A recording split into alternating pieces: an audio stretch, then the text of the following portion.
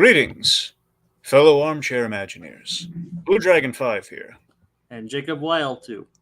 Ladies and gentlemen, as we find ourselves in the midst of Disney's big venture into the world of streaming, having started a war in the process, we thought it'd be nice to stay up to date on the ever growing catalog and rule on what's a must or a bust on Disney Plus.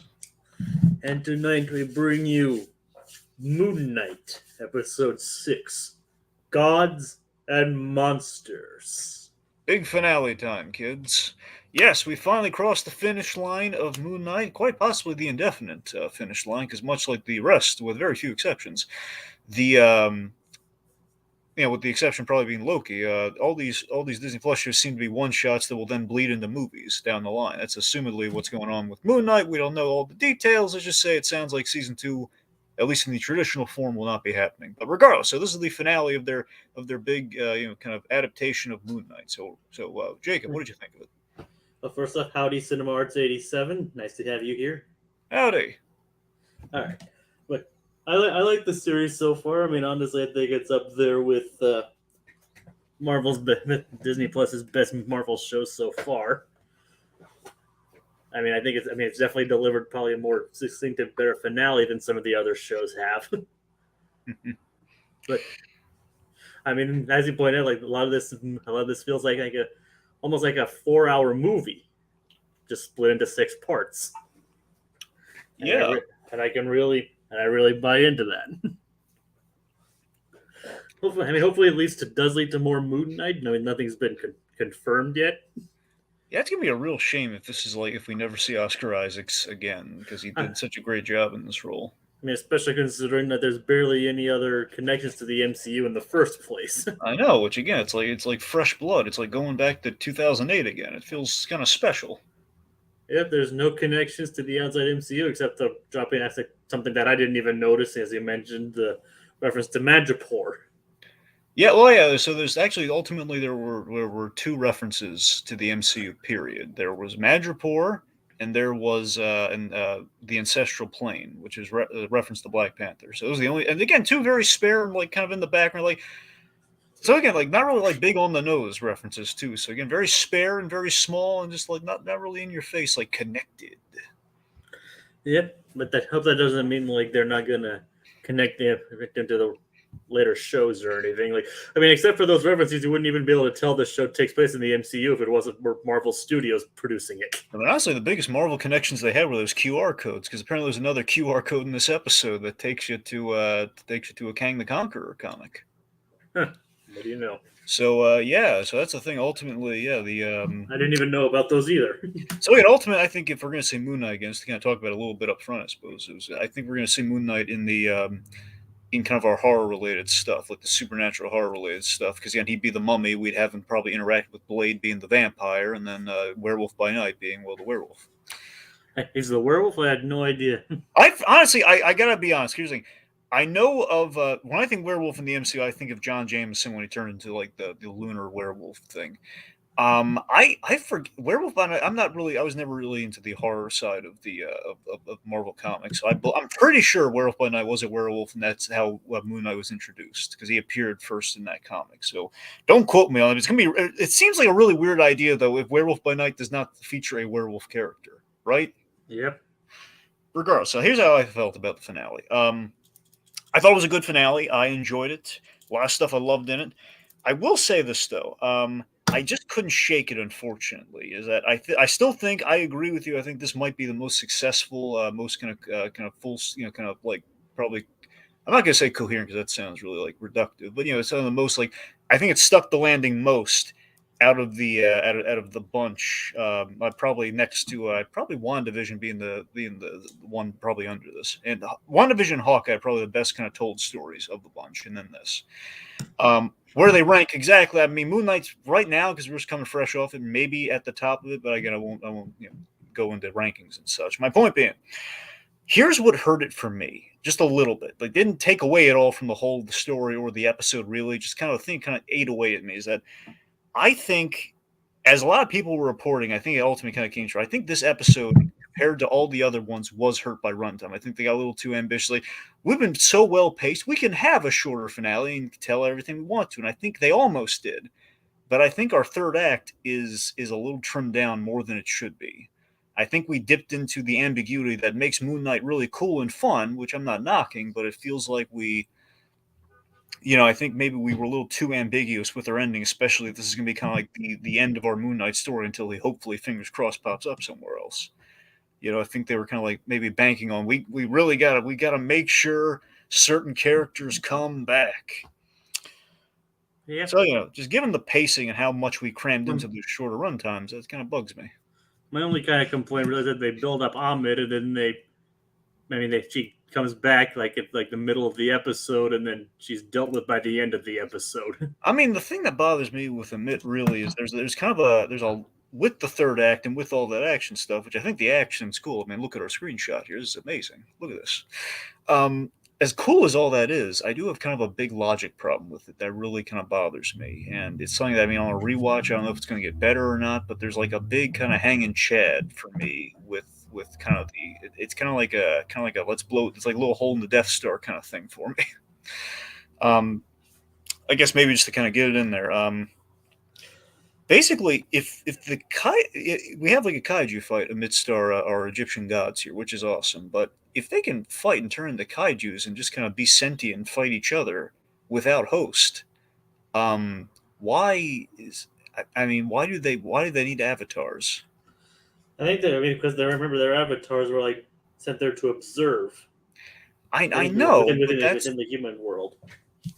That's what I'm saying. It sounds like they need to inhabit a body, just one to exist, period, to do their thing. But regardless, it sounds like they need to be. I don't think those actually specify that they need one to exist. Like they just chose to do so. I mean, Jacob, that's a fair point. I hope on a rewatch, maybe like from the beginning, maybe that I don't know. That's the thing. It just feels like.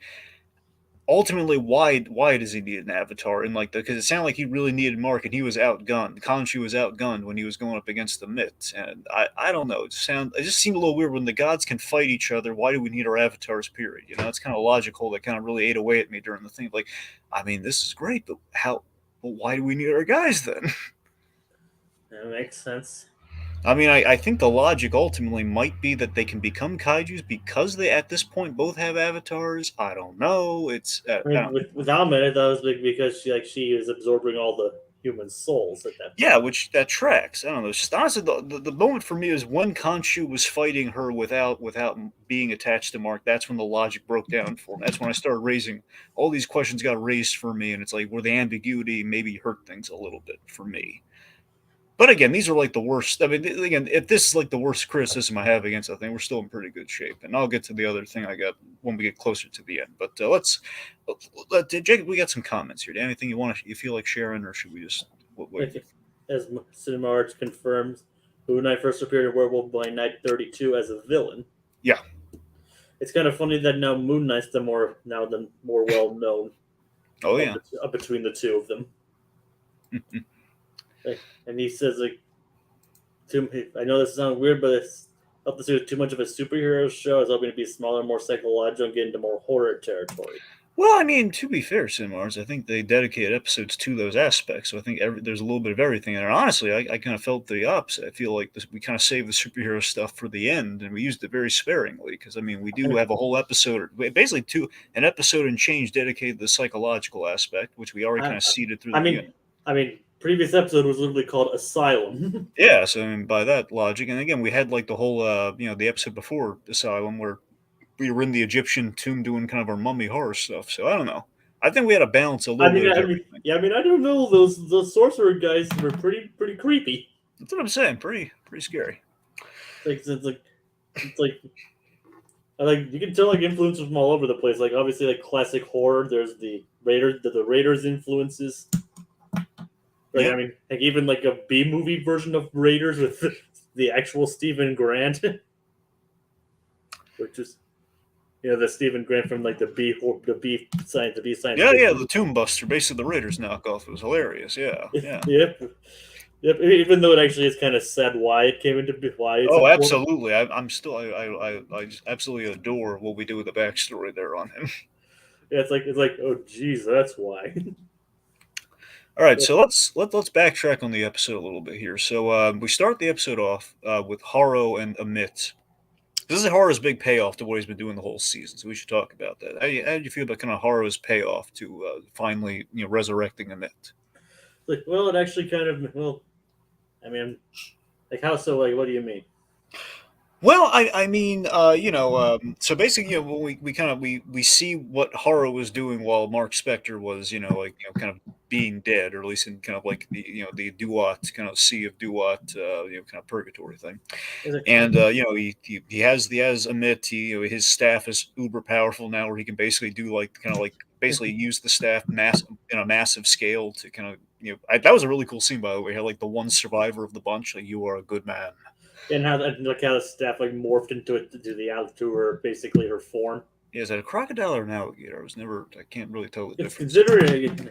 Let me check. Like in Egyptian mythology, is it supposed to be like a crocodile? I could see. Let's see. Or Egypt. 'Cause I'm trying to remember. I think the crocodile is close to Africa, if I'm right. Egypt. Hmm.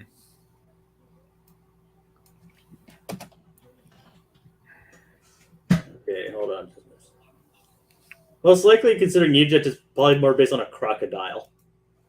Okay, well there we go Like then. I think I don't think I think there are alligators in Egypt. I think they're more specifically there is a species called Nile alligators, so or crocodiles. So Hmm.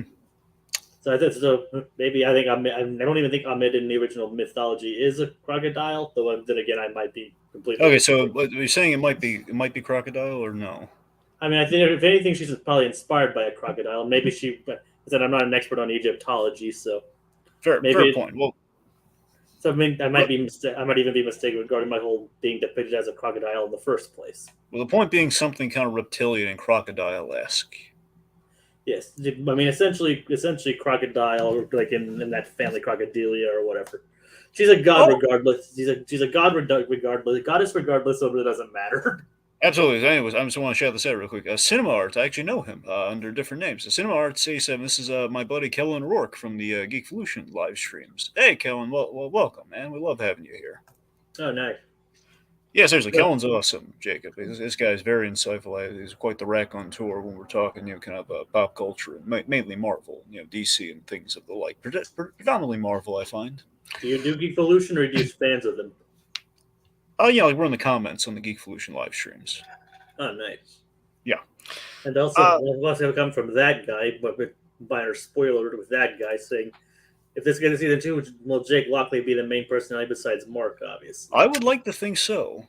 Personally, I'd like to think so. I think it'd be really interesting. At the very least, like you think about each season, which again, I don't think we're getting each season.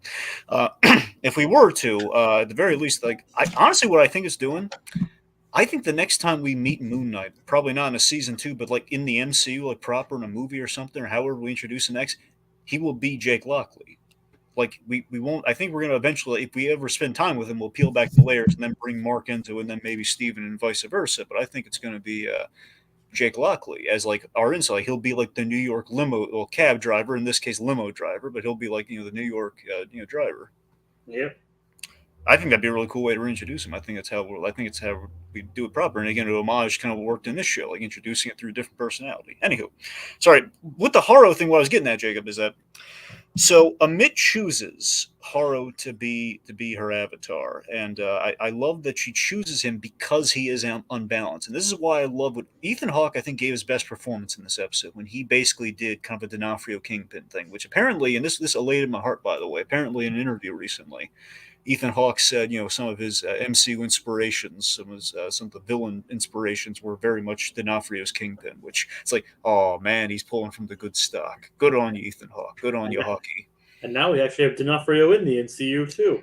Which delights me. We'll just have to see where he goes from here. Oh, for sure. Anyway, But unfortunately, I don't think we'll be seeing much more of Haro though. yeah, but again, I like that we gave him a really good out here. What I'm getting at with the performance is I love that Haro was so just so honest and humble. He was like this truly humble zealot in the end here, where he accepted his fate, where he said like when he hears that he's unbalanced, he's willing to die so long as and it serves and her cause. and she even points out like it's because of what you do for me. Like he admits, like you trying to do this is what sets you off balance. Yeah, yeah, and basically it's her kind of calling out, like basically again, it's kind of a fun kind of spin on the hypocrisy of the Haro character, where where he gets the judge, unbalanced and balanced, and ultimately the deity that he's been praying to this whole time is saying like, "Hey, following the rules of balance got me locked away for like 2,000 years or however long. So I'll take unbalanced, thank you." So yeah, that's what I'm saying. I love that whole thing where Haru kind of got what he wanted in a really interesting way. And I think my read on things, by the way, is that Haru was aware of this and he's been atoning for being unbalanced. And I like to think he says he's been in penance. Now, in penance means self punishment and pain and all that sort of stuff. So I think that's why he has like the glass in his shoes, which obviously pays off big time later. Um, Why are my feet bleeding? Exactly. So I'm thinking that's why he had the glass in his slippers outside of like the relationship with pain. The direct relationship with pain was, it was I think him feeling guilty over liking. I think him the reason he left Khonshu is he realized he liked causing pain and that made him unbalanced, and this is him trying to work his way back by praying to a different god. So that's my read on the whole like the pain and the slippers and how it And all pans out. how Ahmed even points out that he will still continue to be unbalanced by following her in the first place. Exactly. So it can't be fixed. Just go with it. It's like, yep. So All right. So and of course that scene where everybody gets judged and basically taken and just their souls taken away on that roadblock. yeah. It's like that's a good demonstration of his power. Oh, it is. And everybody except one person gets their soul sucked out. Yeah. Although it does lead to Tawaret talking to Layla, so that was kind of funny. It's me, Tawaret. Yeah. Oh, I think it's actually. Here's the thing. I got it phonetically broken down now. I think it's Tawedit. I heard it as Tawaret. Well, again, look. I'm screwed any way I try to pronounce this character's name. I'm just going to go with Tawedit, but by all means. I mean, it has an R in there, but it's Egyptian, so I don't know. I don't know. I keep rewinding and just try to hear how it sounds. I don't know. The best I got is Tawedit. I don't know. I think it's Tawaret. I know it's spelled that way. I'm going to assume you're right. I mean, that's how I heard it. All right. Well, however, point being, our hippo goddess. Yeah. She's so darn peppy and delightful. She's like Layla's biggest fan. I'm so happy with it. Like, Layla wants to be her avatar so badly. And her peppiness even kind of gives away Layla's position at one point. It does hilariously, and I love. By the way, later on, she's like, I love the actress's performance of playing with Tawaret, in her body, like she just plays like kind of much like Mark's kind of dual personality, kind of plays it really well, really fun. Yep. Yeah. So speaking of Mark, just to go back here, so Mark.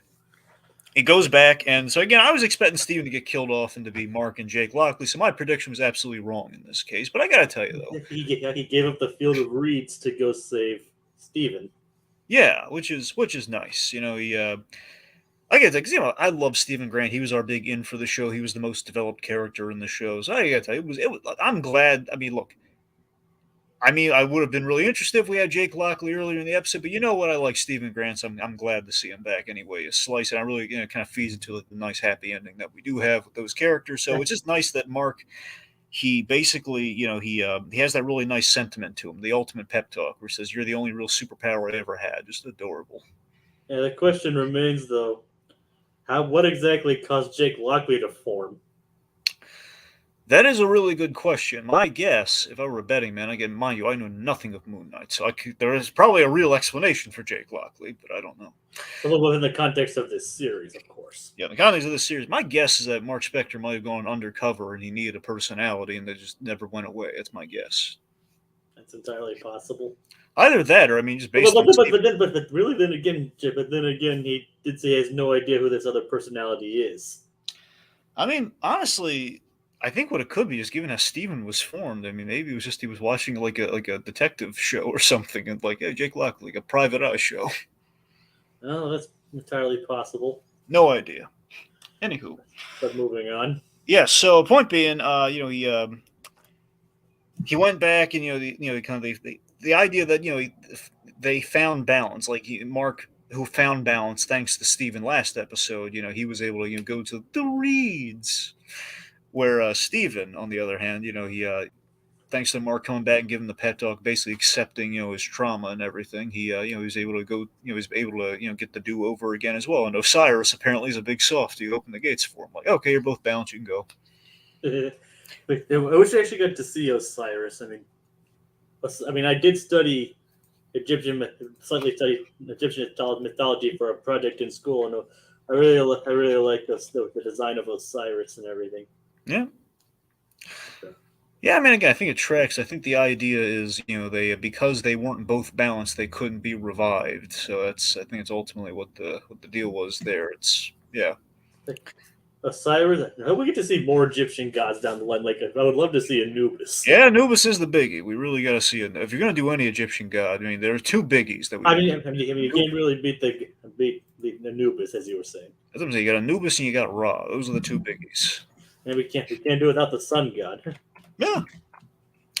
All right. So let's see. And of course, the god of the dead, which would really be interesting to see how he deals with all this. All right. So the question is, what did happen to all the souls that Amit sucked out after she got destroyed? Well, I mean, they're still probably dead. I guess. Like again, she took the souls. I don't think they're going back in the body. That's my guess. I think they're screwed. I mean, it's entirely possible. I mean, that means she's responsible for at least probably several thousand deaths. Yeah. I mean, because there are a lot of lights coming out and making her huge.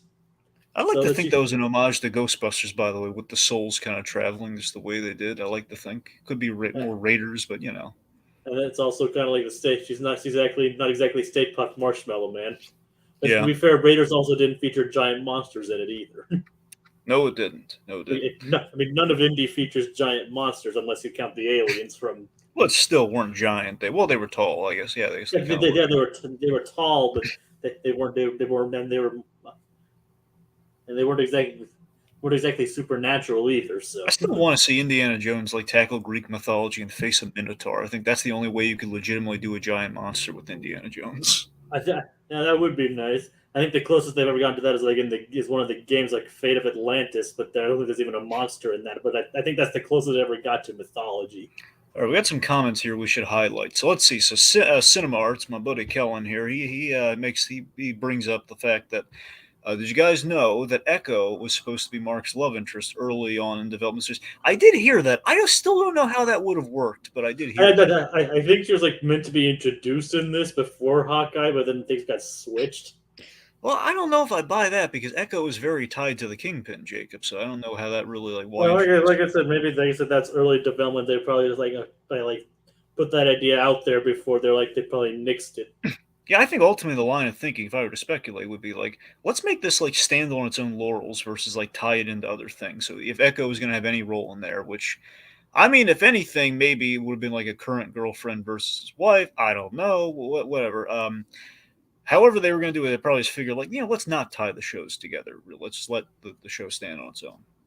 All right, let's see. That guy was Jake Lockley formed when he met Punisher. I was I'll add that guy to my head. Yeah. Jake Lockley and the Punisher might get along really nicely, actually. So if Hera had succeeded, this would have been a worse event in the MCU than the Snap.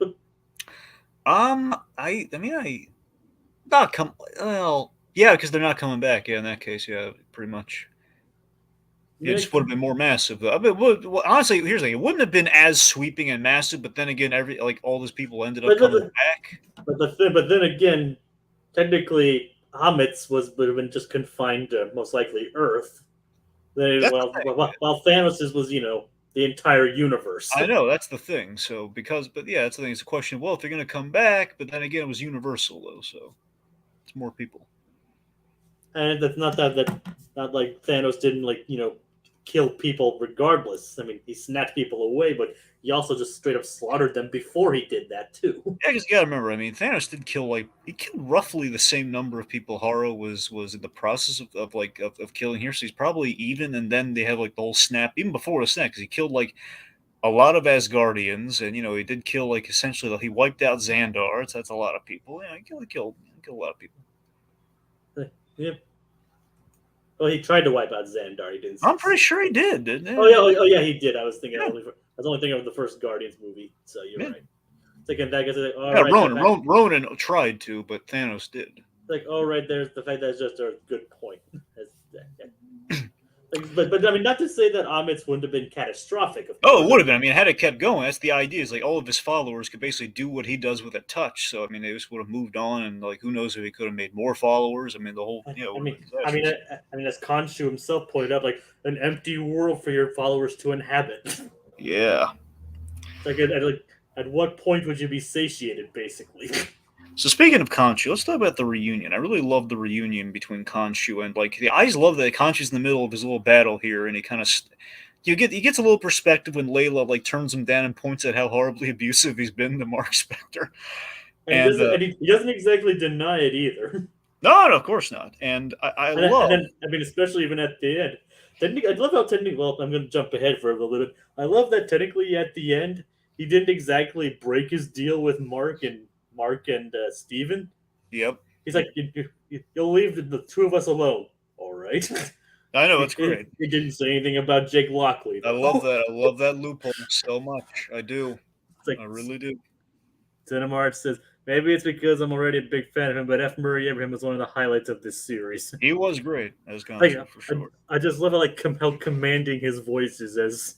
And we put him in the suit at the end, which is from the comics, where he gets put in the suit, like the kind of the Mr. Knight suit, but with the giant Khonshu head. Yeah, that's hilarious. Anyway, so the Khonshu reunion, though, I love that. The idea. I think Khonshu does deep down really like Mark Spector because I think Khonshu feels deep down, but he'll never admit it. He's a little broken too, and that's why he gravitated towards Mark Spector. Yeah. And it's the fact that the moment he senses Mark's alive, like Mark, and he just disappears, and he revives, and he puts on like the big song and dance for him again. I don't know. It was a nice emotional moment, and seeing that now he's dealing. It's like a kind of a trio with him dealing with both Stephen Grant and Mark Spector, and all like, what kind of a package deal now? And like I said, he didn't mention anything about a potential third personality, which of course Khonshu takes advantage of. Yeah, for sure he does. But at least Khonshu was willing to listen and is like, "Do you forget? I am the god of the night sky." Yep. Okay, so speaking of which, I want to talk about, because, the gadget nut that I am, and I love the visage of Moon Knight. I was loving all the awesome Moon Knight and Mr. Knight stuff that we did when they showed up again. Oh boy, like seeing him fly with that cape by the moonlit sky. So cool. Which is your other idea for the thumbnail? It was. That's the thing. Here's the thing. When the episodes premiere, they don't always get titles instantly, like when you tune in instantly, because it just said Moon Knight on it instead of Gods and Monsters for a bit. And because of that, I thought the episode was called Moon Knight. I thought we were building up to it, and that's why I said, "Oh yeah, we should absolutely go with the namesake, like the namesake shot," which was like for me the coolest shot. And then I realized, okay, Gods and Monsters, we have to go with the other really great money shot that relates to Gods and Monsters. Yeah. I do like this image though of like Amit stabbing Khonshu with Harrow in the background. Like gives you a perspective like how big this really is. I know, I just love like the POV of it all, like just like the injured like Moon Knight just kind of on the ground like that, just looking at this insane visual. Like it's a heck of a money shot. And Cinemarts has a question. Sure. Do you think Khonshu might have been involved in Mark Brothers' death somehow? I don't think so. Yeah, I mean, me neither. Considering he didn't even come into contact with him until he became after he became a mercenary. Yeah. Like if he did, it'd be like a very, very hard sell for me because it was just, I mean, because he's not really the god of water or anything, and it was only because like a freak rainstorm and everything. Now, I could be wrong here because I think Mutale brought this up episodes back that perhaps in the comics it might have been that way. I'm not sure. I mean, maybe here, but maybe in the comics it was. And I know Yeah, I know in the comics he eventually breaks free from Khonshu, yeah, like he pretty much straight up kills Khonshu in a way. right. But in this series, at least, it doesn't seem like, unless like there's some kind of huge retcon they're going to pull. I don't think Khonshu is responsible for that. Yeah, I don't think they're going to go that route either in the I mean, MCU. they're keeping it morally ambiguous, of course, Sure. but I don't think they're going to have like, yes, I was responsible for your brother's death. So just for me, because the biggest thing I was geeking out about so much, because of course, classic Moon Knight, the idea is like he's Batman but crazy and Egyptian, just visually with Moon Knight historically before we get into the whole dissociative identity and all that sort of stuff. I just love the fact that again, one he's doing the '89 thing with the cape and the moon crest, which I was really loving in the marketing, like seeing him do that gliding with the cape and the moon and the crescent moon shape, but more so the grappling gun. He had a little grappling hook built into his suit that he used. I love that. I'm a sucker for a good grappling gun. Yep.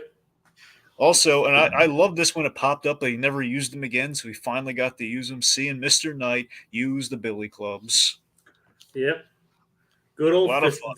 Good old fisticuffs too. Yeah. Yeah. All right, so speaking of... And he even switches between them on the fly too. Yeah, that was really awesome, yeah. Like he's basically putting his two different personalities and their fighting styles to good use.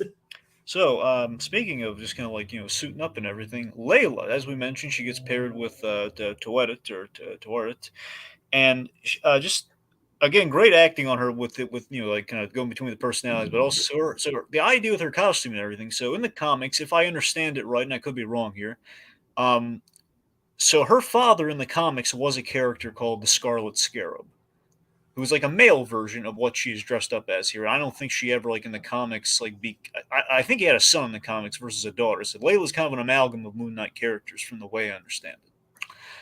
So yeah, so the idea is like, again, I don't think they're ever going to call her the Scarlet Scarab because we have a Scarlet Witch personally, but then again, we have like Peter Parker and Peter Quill, so I don't know. We can double up a little bit. I don't know. Regardless, like we built up for like 5 episodes before we called the title character Moon Knight, so who knows whether we're going to call her Scarlet Scarab, or if we were to shorten, I'd just call her the Scarab. I mean, admittedly, that line did kind of feel almost out of place for the most part. But it was part of like the big laurels and the vow you take, essentially. You know what you get what I'm saying, though. Yeah, it's a little. I know it was obligatory, but it just kind of felt like my Moon Knight. I like the shock and awe. Yeah, but yeah, I see what you mean there. It's like her becoming the Scarlet Scarab was pretty cool. Yeah, it was cool. I love the fact she's got like kind of the Egyptian scarab, kind of falcon wings almost. Really cool. And it lives up to the nickname her father gave her. Little bug. Yep, or scarab. He called her. Oh, right. Oh, sorry. I'm the Khonshu called her a little bug in reference to the scarab thing. Yeah. Yep. Yeah. And she wasn't putting up with Khonshu's shit.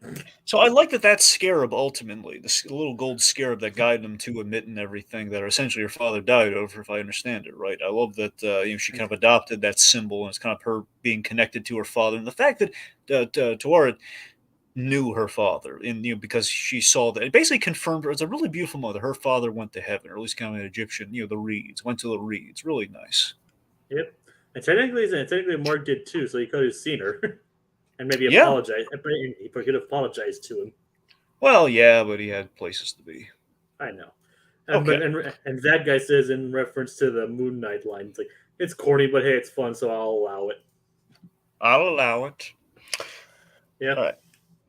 So let's see. So Khonshu versus again, I already mentioned my gripes with the kaiju fight, but I will say in its corner though, is I do like how we juxtapose the action with these two fighting and the ground floor fight that's going on. And, we were fearing that was going to become like, okay, we're going to put a Haro in a suit and like kind of like in a mid suit, and they're going to fight. It's going to be like Black Panther all over again. It did not turn into that, I don't think. And we had 2 different spectacles going on: a ground floor spectacle and a kaiju-esque spectacle as well. Also, we gave Layla a really nice moment, like real kind of like an earned moment. The whole like, are you an Egyptian superhero? Yes. Like, I don't think she's gonna maybe she's not gonna give up her powers soon after all. Yeah, we'll see. Because basically after the fight's over, we don't see her for the rest of the episode. No, we do not. No, we do not. So let's I mean, see. this could have easily benefited from like another 20 minutes. All right, so I guess so. Here's where we get into the muddy. So basically, honestly, the kind of the kaiju fight onwards where things get a little muddy for me. Not muddy in that anything's bad, just muddy in that we're missing information that kind of bothers me. And again, it's like I'm kind of at war with that thought because again, Moon Knight is steeped in ambiguity, which is fun, and that's kind of what that whole character is about. But to the point where it gets in the way of the storytelling, it kind of bugs me. So here's the thing. So I love that we built up to Jake Lockley and having Jake Lockley save the day when we kind of have him black out and just cut to the aftermath of, oh my god, Jake Lockley just did all this. That's cool. And as people point out, it's like he said that Mark and Steven are able to freely transition between each other, but it's still violent when Jake Lockley steps into the fray. So all that's great, and I like how we set that up. But it just what bothers me is the fact that the aftermath of that action warrants discussion, and because we don't have enough time. I don't think we have to. I don't know. It's like And for a moment, Layla doesn't even question beyond just like, did you do this? No. see that's the thing. Like him saying, I think that warrants a little more discussion. Like what the heck happened? It's like we just blacks out, then suddenly he like has his cane against Pero's head.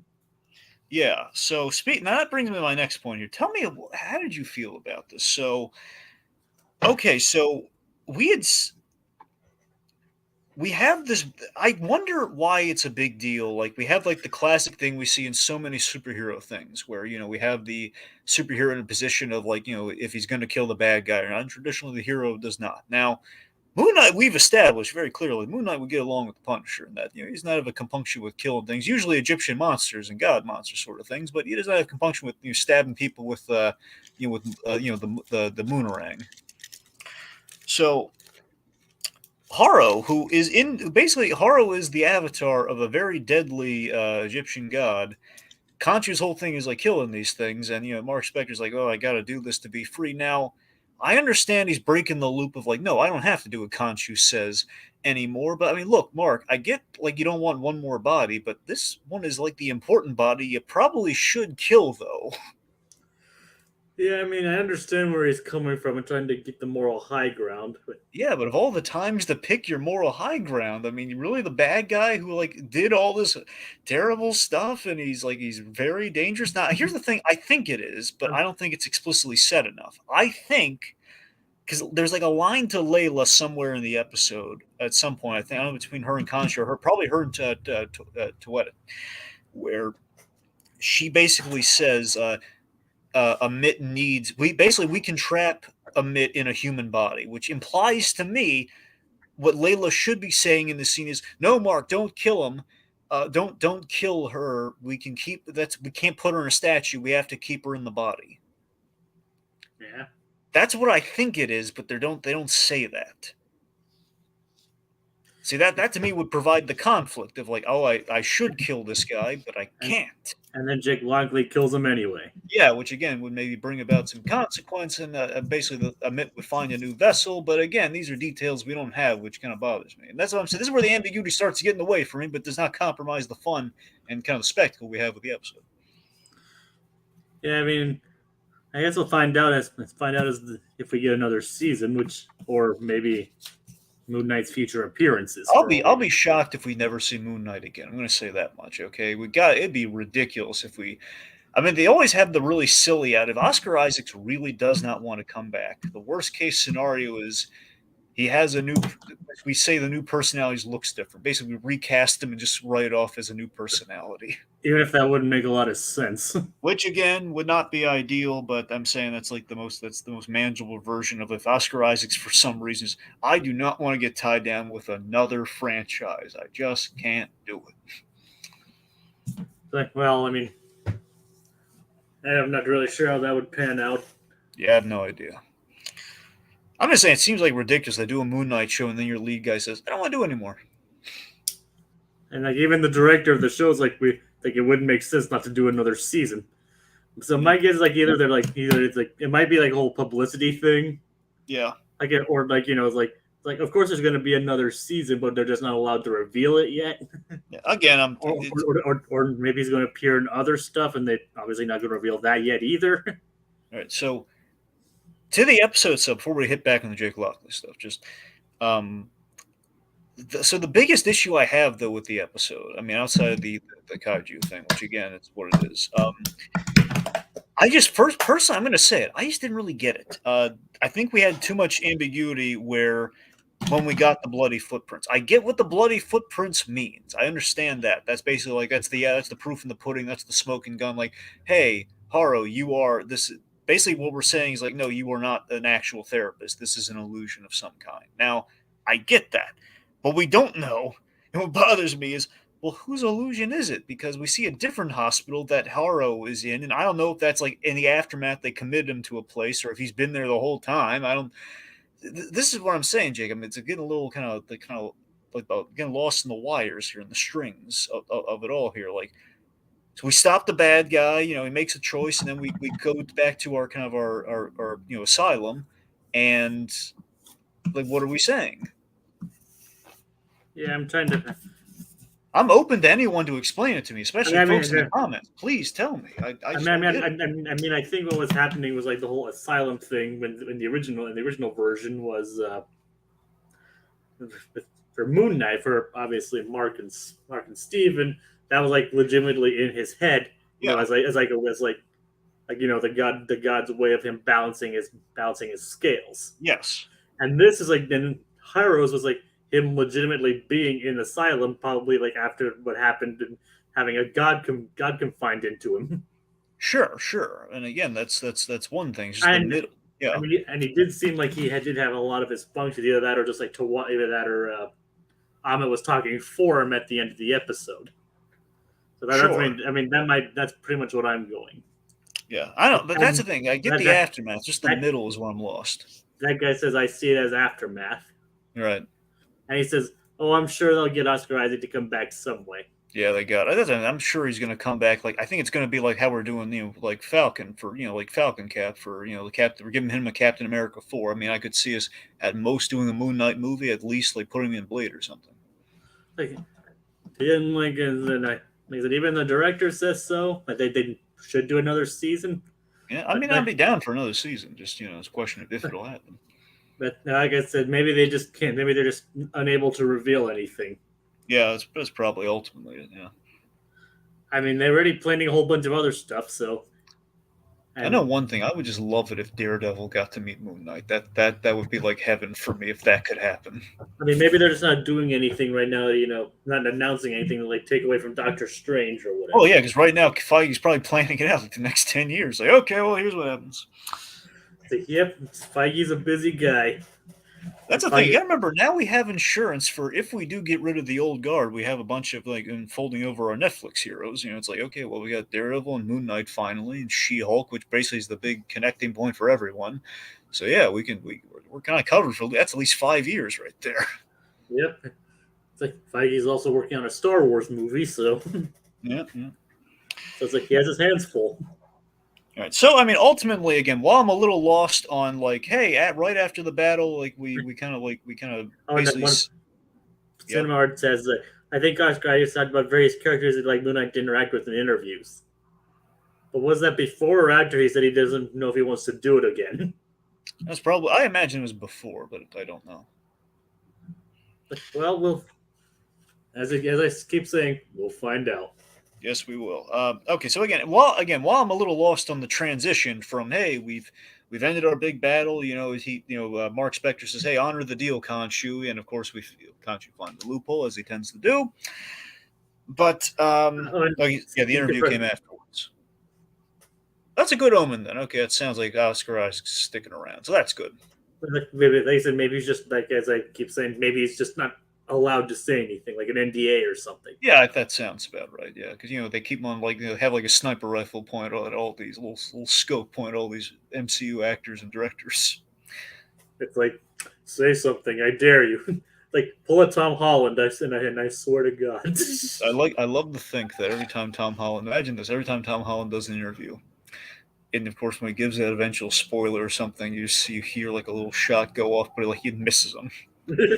It's like, I won't miss next time. Yep, it's like the warning, kid, you're killing me here. Next time I might have to do the same. And remember those times when they actually weaponized his, like, to spoil it again, like, he didn't even realize it?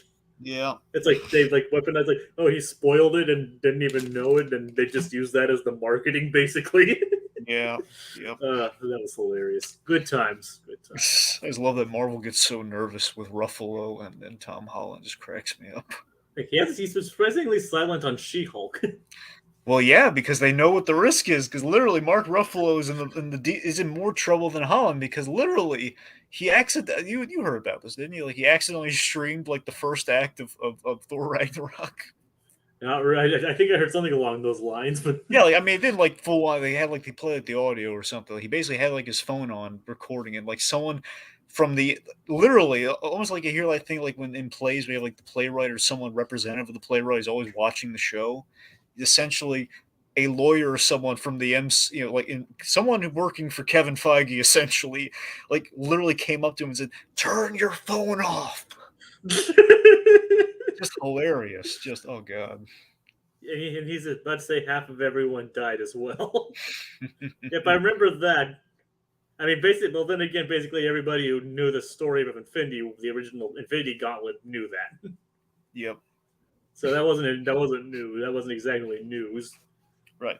I guess not everybody has read that story, so there's that. Just to speak to the ending of this, though. So again, I'm a little mixed on like how we transition to this ending. I really do love the full circle, like Steven and Mark are kind of like roommates, kind of living in tandem with each other in their apartment. And Jake Lockley's the guy who just breaks into their house. Pretty much, and it seems like the fact that they're still chained up there, perhaps is that on some level they're aware of Jake Lockley, that he's still around, even Or though they like, don't know all. they're not aware of who he is, but they're aware that there's someone more violent lurking in there. That's the thing, like they don't know the details and maybe a little scared because of what happened during that fight, so that's why they're chaining themselves up still. Can you imagine Jake Lockley wearing the Mr. Knight outfit? Okay, so Kellen, I'm so glad you brought that. I theorized this, and they didn't do it in this season, which means I don't know if they're ever going to do it. But again, if they ever come back, this would be the time to do it because the marketing there's a very interesting detail with the marketing. See, I was looking forward to Mr. Knight mostly on aesthetic level because that's all I really knew about the character. Because he was basically, it's Moon Knight in a suit and a really cool, creepy mask. So the marketing for this show is throwing left and right, like almost like the poster for the show. Like, every time you go on Disney Plus, like the main poster is Mr. Knight, but he looks really scary because his eyes aren't whited out like Deadpool. He has like just the Oscar Isaac's eyes, and they're looking really serious. Now, my theory was always that when I thought particularly Steven was dead, which obviously he's not, but when I thought he was dead, not coming back, I thought, okay, we're going to keep the Mr. Knight costume. That's how we're going to do the psychologically really scary version of Mr. Knight with Jake Lockley in there. So I'm thinking, at the bare minimum, when Jake Lockley's around, a lot of people are theorizing, he might just have a different variation of Moon Knight costume. Like Moon Knight had like a black version of the costume, like it was reversed colors. It was black and the white. Reversed might be that, but I'm thinking it's gonna be Jake Lockley with Mr. Knight, but with like no light on the eyes. It's gonna be looking scary and menacing. Yeah, that's entirely possible. Speculation. I mean, I'm looking at the banner for it. I mean, right? Are you seeing it like him with the eyes, or did they put something else up? Are you talking about like the current banner, or like the one that had like the one that has all the characters on it? Well, I think it's usually like when they have like new on Disney Plus, like all like the little it's on the banner, but it's always on like the little. You're talking about like the standard title, the standard show. I mean, they put it on both, but sometimes they change the banner week to week. Like one week it was the Hippo Goddess. You're talking about like the regular icon that they use in like I'm talking about the regular icon, but I'm saying sometimes they do it on the icon and the banner. Yeah, I see what you mean. It's like where he's pulling his glove down. Yeah, that's the one. Yeah, when he's pulling the glove on, you see like the psycho eyes he's got going on. Yeah, I see that. Yeah, that's what I'm saying. That to me, I thought was going to be Jake Lockley. Well, we'll see. Yeah, we'll see. So speaking of which, again, so very satisfying though, Jake Lockley. When I saw that limo pull up, like, oh please, dear God, be him. A lot of people have pointed out perhaps that's how Mark Spector got all his money, because traditionally Moon Knight is rich, and that flat is rather nice in London. So perhaps that Jake Lockley did some PI jobs and got that money. Either that or his mercenary jobs paid well. Entirely possible as well. I mean, So Mark Spector has a bunch of. I think we always assume Mark Spector. It could just simply be Mark Spector too, with his mercenary work. That he has like all the storage lockers and everything, so it's possible. and those things aren't cheap, Oh, they are not. especially considering it was basically housing like an entire separate apartment in there. Yep. I love putting him. I love we got him in the hat and everything. Was Jake Lockley? Here's the thing: it'd be impossible to do. I mean, not entirely impossible, but it would have been a little unrealistic. The fact if we gave him the mustache, because at some point Jake Lockley has a mustache. Do you know if he like actually spoke Spanish in the original comics or not? I want to say yes, but I really don't know. I mean, I know Oscar Isaac is, I believe Guatemalan, so of course he can speak Spanish naturally. I could be absolutely wrong here. I want to say Oscar Isaac is a blend of Egyptian and Guatemalan, but I don't know. Let's see, Oscar Isaac. They actually had a line in Moon Knight somewhere, kind of about, I believe, Oscar Isaac's ethnicity, pointing out that he would be kind of like in the Japanese culture, they would call this guy kind of a gaijin, like kind of an outsider sort of thing. Where like in the God, believe me, folks, I'm not really up to date on the whole like the Palestinian kind of like like kind of the warring kind of thing there. I don't know if that's essentially what they were alluding to in that episode. But yeah, the fact that he and Layla is like an unconventional, like a mixed marriage of sorts that would be frowned upon depending on certain sectors of the world. Apparently, Oscar's half Guatemalan, half Cuban. Huh. So I was like, so obviously there was never any doubt that he was able to speak Spanish. But No, I there was, you go. I was just wondering if that's like something that was added to Jake Lockley specifically for this, or if that was like something that they brought it from the comics and he was able to just do it. I really don't know. I always assumed he just sounded like in the mind. I've not read any of these comics with Moon Knight. I'm just assuming that he's like just kind of a New York cabbie as Jake Lockley, like kind of a tough guy.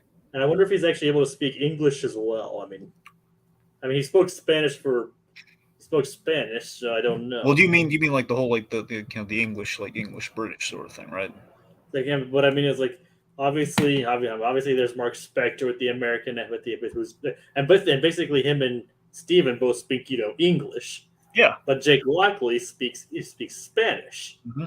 So I'm just wondering if he's also able to speak English or if that personality only speaks Spanish. Right. I mean, I'm gonna assume he can speak both, but it'd be really interesting if he could only speak Spanish. Yeah, I mean, one's able to speak an entirely different accent, so.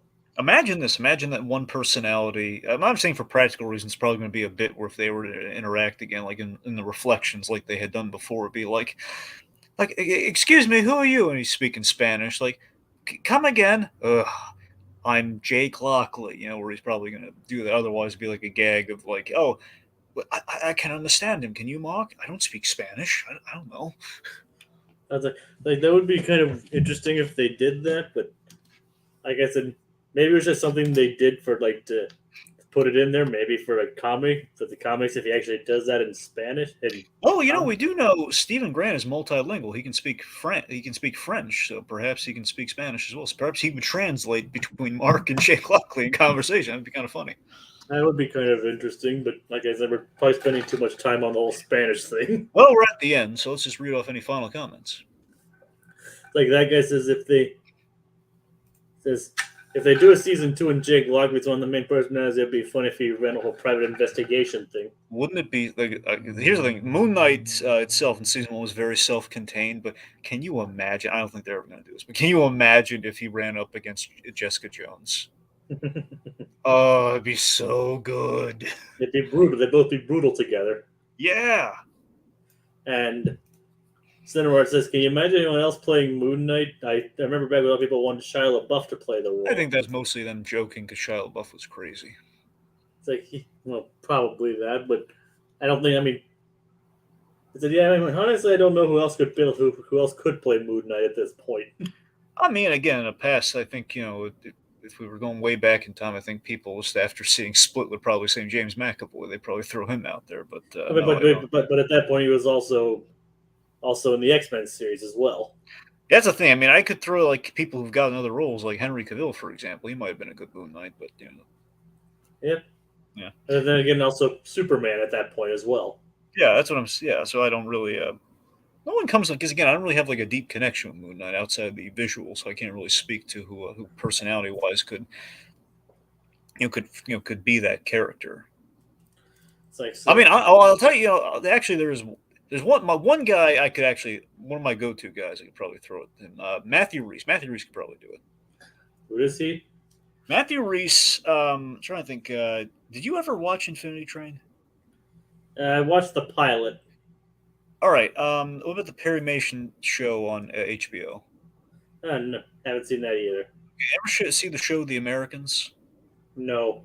My references are just kind of getting killed here. My I point mean, being is, I'm familiar with all these. I just haven't seen them. right. Well, I'll tell you, so Matthew Reese, he's just this great Welsh actor who, again, he has a great, he was in the show The Americans, is the biggest thing he was on. He does like the Perry Mason show.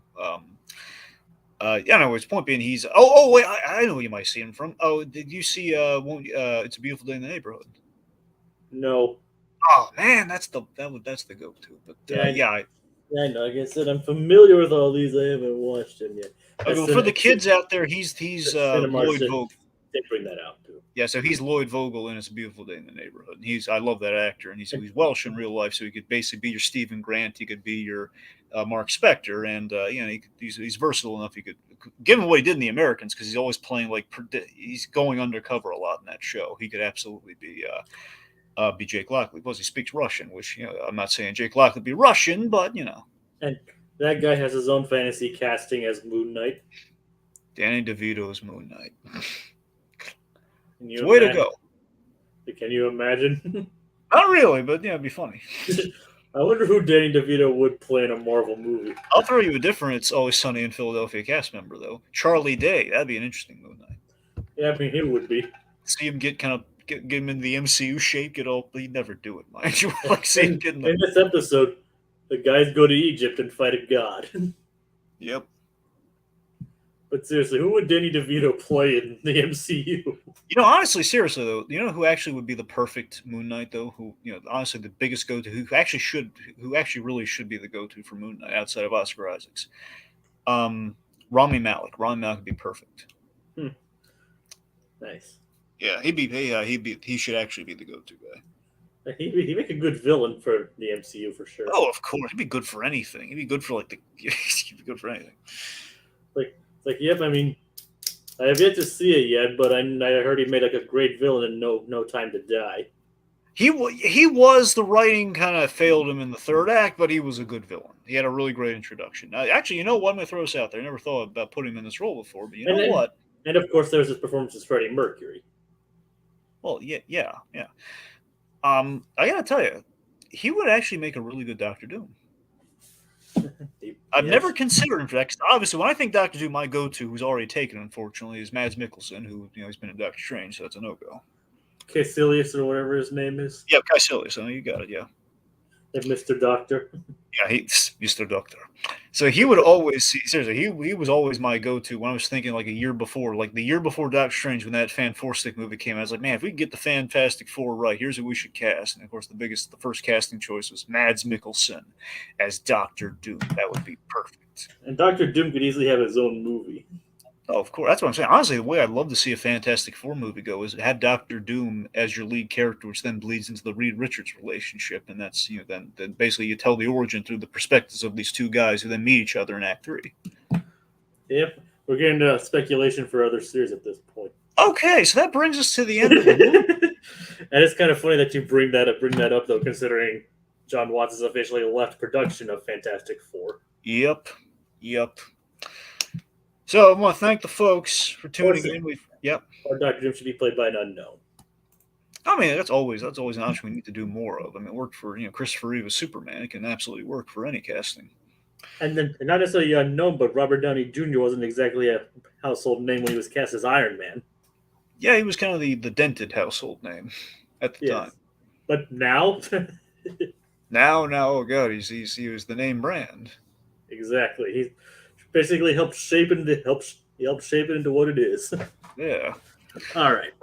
So I want to thank the folks for tuning in. Cinema Arts 87, of course, Kellen O'Rourke, my buddy. I want to thank that guy for showing up, and anyone who is going to watch this in the aftermath. Now, folks, I'm going to remind you that this coming week, I believe Thursday, could be Thursday or Friday. I think the odds are it's going to be Thursday. I'm pretty sure we're confirmed for Thursday.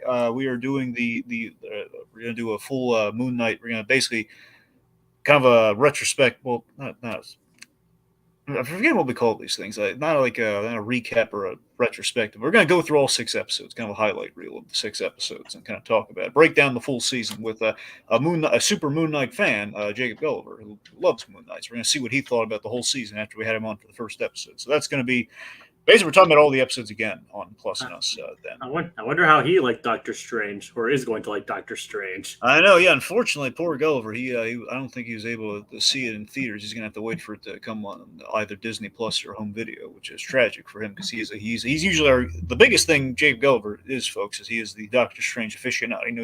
He knows more about Doctor Strange than I'll ever forget. Sorry, he's forgotten more about Doctor Strange than I'll ever know. It's like, so, why can't he see Doctor Strange? Oh well, it's kind of a safety thing, but. All right. Regardless, folks. So it's a wrap up. That's what I was thinking. We're doing like a wrap up on Moon Knight, like going through all 6 episodes. That'll be next week. So look forward to that. And of course, we have Better Call Saul in the meantime. And Sunday, we are talking Doctor Strange in the Multiverse of Madness. That's when we're gonna do a spoiler cast on that. So look forward to that, folks. Tune in. There'll be loads of fun and multiversal fun. Yep. All right. So That concludes it for tonight. That it does. Again, just very grateful everyone for tuning in. And yes, And so we holster our remotes. that'll do it for us this week as we holster our remotes. Till the next installment, calls for the draw, just mano y mano, just Plus and Us. Adios, amigo. Con